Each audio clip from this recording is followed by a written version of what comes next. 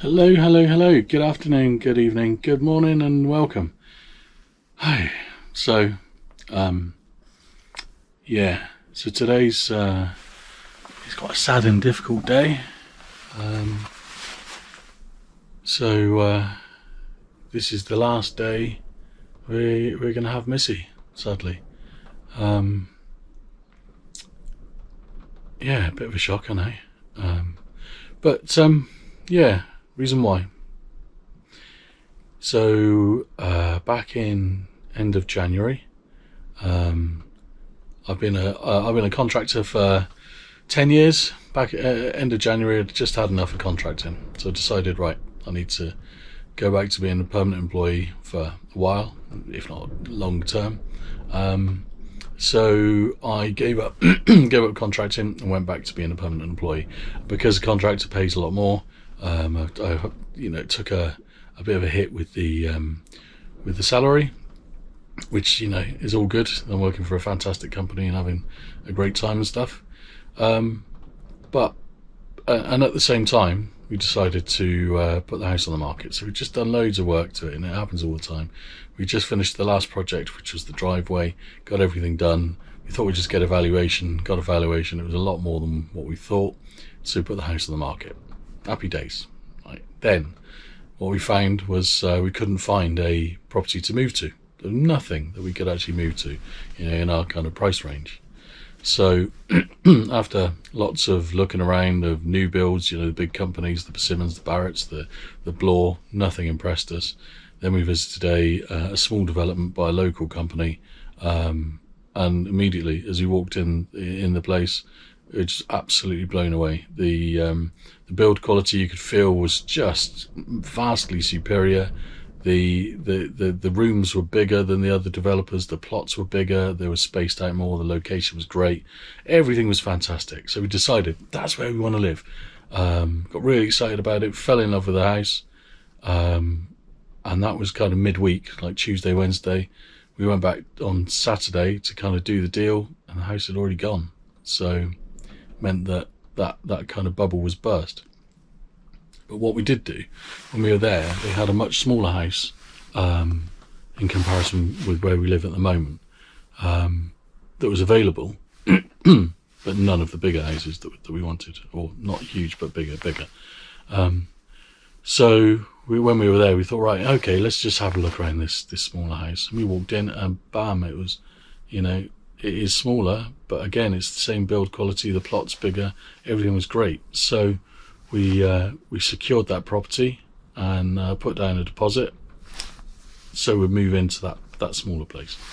And the plan is we're going to move into that smaller property, wait until they build another house that we want, that we fell in love with, and then we'll move into that probably in about a year's time and switch the smaller house that we're in to a buy-to-let. So that's where we are. The only thing is with the world as absolutely crazy and house prices as crazy as they are, we recently found out that the house that we wanted to move into, everything's progressing well with a smaller house, but the house that we wanted to move into in about a year has gone up in price, because everything's going up in price, which means we need more money. And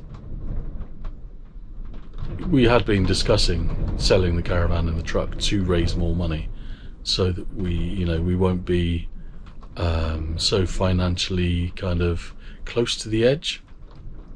And I really don't want to. Honest to God, I really don't want to.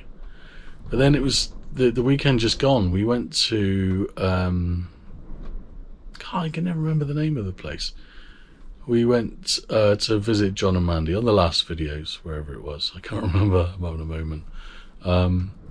And the cost of going caravanning for a weekend was just insane. The fuel alone with the truck and the caravan cost £110. Then the site cost, it was for 3 nights originally, but the site cost 90 quid. So before you've even bought any gin and tonic and anything fun stuff, you spent 200 quid for a weekend. And prices are still increasing, and I just couldn't. The fear that I've got is that if I didn't sell Missy and I've got to sell Roger the Ranger as well, we'll be so financially strapped that we'd have this caravan in storage, but we'd never be able to take it anywhere.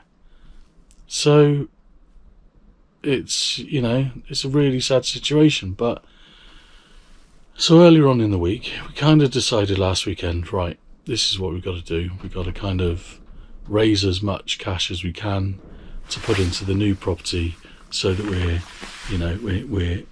the plan's still on track and we're not going to have any major shocks. So we phoned around quite a few dealers. We got the kind of, all the dealers gave us the same price, or around the same price. So I've got Glossop caravans coming down from Manchester, I think they are, this morning, to take Missy away, and hopefully, or definitely, add a little bit to my bank balance and a little bit to the finances for the house move.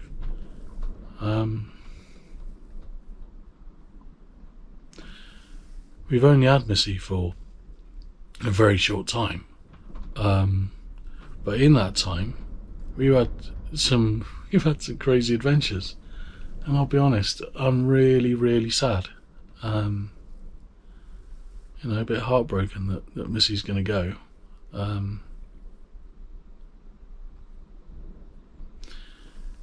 But sadly there's no other option. So we came down here the other night, we've emptied all the cupboards out, so Missy is now bare, and I'm hoping that she's going to go to people that can use her, and make the most of what we would have done if we weren't in the kind of financial situation. And I know a lot of people probably on the comments may say, well, you should just stay in the smaller house and have the caravan, but yeah, I think downsizing, that's we are planning on downsizing, but I think downsizing is probably the most difficult move.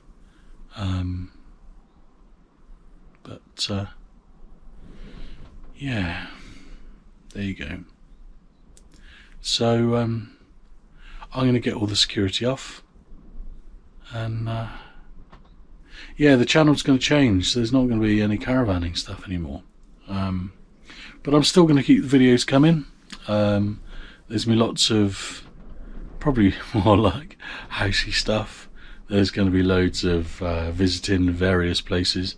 I mean, so the caravans, it works out the caravan's going, or Missy's going, Roger the Ranger's going. I'm going to the dealership later on, and we're actually getting an electric car, or a hybrid electric car, so to reduce the amount that we've got to spend on fuel.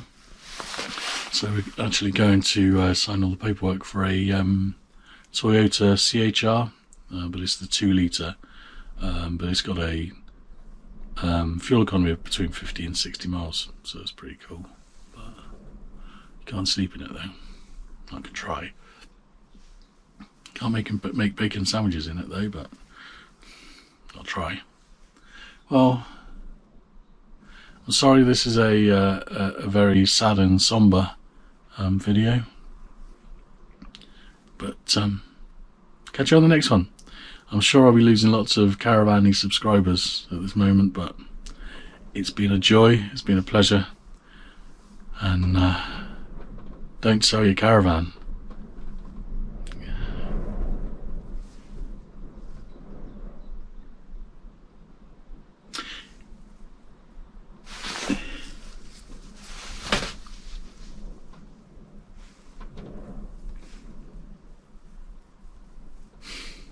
What a bummer.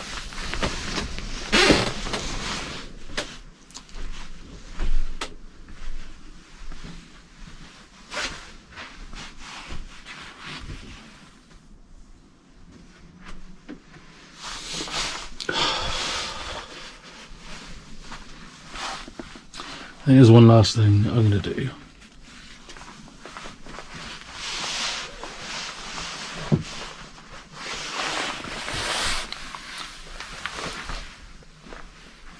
See you on the next one. Bye.